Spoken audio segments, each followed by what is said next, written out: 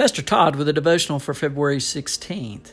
A story is told of a young violinist who lived in London many years ago. He was a superb musician.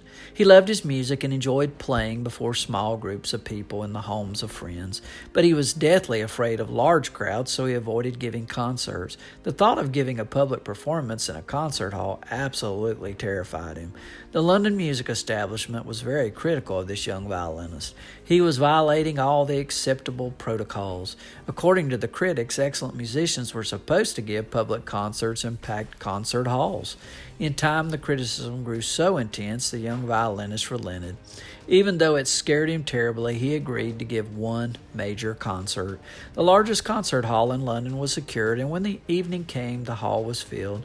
People were excited to hear this prodigy. So were the critics, who filled the first three rows, pad and pen ready, eager to rake him over the coals.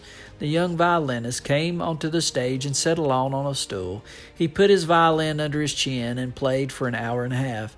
No music in front of him, no orchestra behind him, no breaks, just an hour and a half of absolutely beautiful violin music. After 10 minutes or so, many critics put down their pads and listened like the rest. They too were enraptured by the music of this young virtuoso.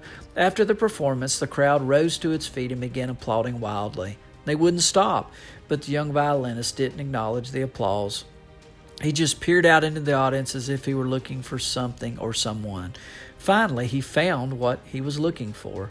Relief came over his face, and he began to acknowledge the cheers.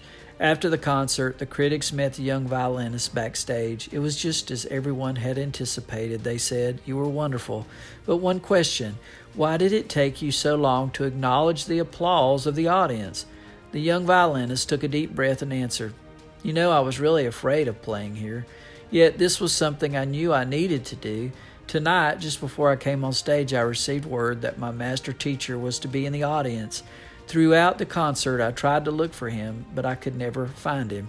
So after I finished playing, I started to look more intensely.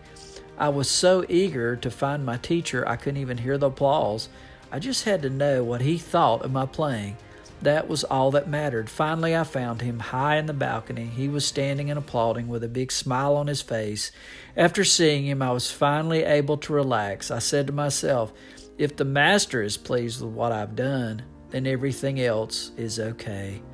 Is our master pleased?